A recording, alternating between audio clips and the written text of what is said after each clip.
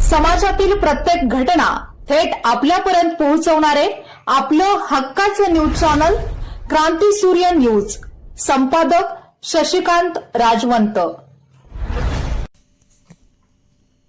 भारतीय जनता पार्टीला चांगला प्रतिसाद मिळत असून मतदारांमध्ये प्रचंड उत्साह आहे. भारतीय जनता पार्टीचा विजय निश्चित असून नगराध्यक्ष पदाच्या उमेदवारासह 15 पेक्षा जास्त उमेदवार निवडून येतील असा विश्वास माजी आमदार पृथ्वीराज देशमुख यांनी व्यक्त केला.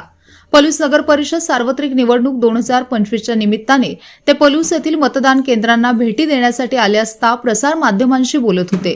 यावेळी पुढे ढकलण्यात आलेल्या नगर परिषद निवडणुकीच्या निकालाबाबत बोलताना पृथ्वीराज देशमुख म्हणाले की असं घडायला नको होतं, परंतु हा सुप्रीम कोर्टाने दिलेला निकाल आहे.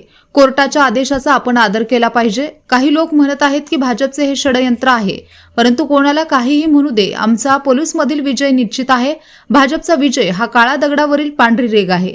आमचा विजय झाला की ईव्हीएम मध्ये येतोय. यांचा कर्नाटकात विजय झाला तेव्हा ईव्हीएम नव्हते का? पलूसला देखील विजय झाल्यानंतर ईव्हीएमची चर्चा होणारच. पलूसमध्ये जी चर्चा सुरू आहे यातून आमचा विजय निश्चित असल्याचे दिसून येत आहे, असा ठाम विश्वास माजी आमदार पृथ्वीराज देशमुख यांनी व्यक्त केला. यावेळी सागर नलवडे, सुरेंद्र चौगले, मिलिंद पाटील, संजय सुगडे, तानाजी जाधव यांच्यासह भाजप व मित्र पक्षाचे पदाधिकारी व कार्यकर्ते उपस्थित होते. आज सगळ्या बूथना भेटी दिल्या आणि भारतीय जनता पार्टीला अत्यंत चांगला प्रतिसाद या ठिकाणी मिळतोय. आणि आमच्या भारतीय जनता पार्टीच्या नगराध्यक्ष ज्या उमेदवार आता निवडून आले जमा आहेत तिथे काही अडचण नाही. खालची आमची लोकं 15 येत आहेत, 16 येत आहेत, 18 येत आहेत, हे अजून सांगता येत नाही. पण आमचे 15च्या वर सगळे नगरसेवक आणि जे हा भारतीय जनता पार्टीचा नक्की आहे आणि लोकांना भारतीय जनता पार्टी असल्याशिवाय विकास होणार नाही हे सगळ्या पुरुषांनी घेतलेलं माहिती आहे. त्यानंतर आज जो निकाल पुढे गेला आहे परंतु निकाल पुढे जायला नको होता आणि हा निकाल आता शेवटी खंडपीठात दिलेला आदेश आहे. कोर्टाचा आदेश आपल्याला सगळ्यांना मानावा लागतो आणि त्या आदेशाचा आदर सगळ्यांना करावा लागतो.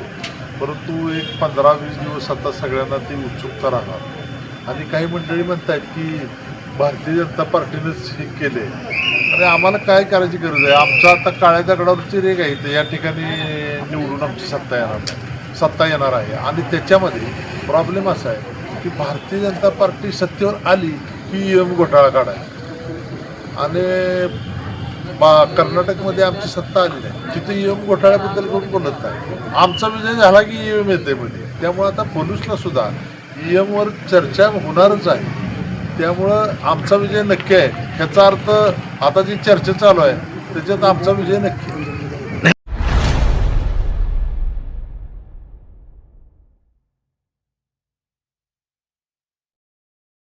क्रांती सूर्य न्यूज. संपादक शशिकांत राजवंत. सबस्क्राईब करा,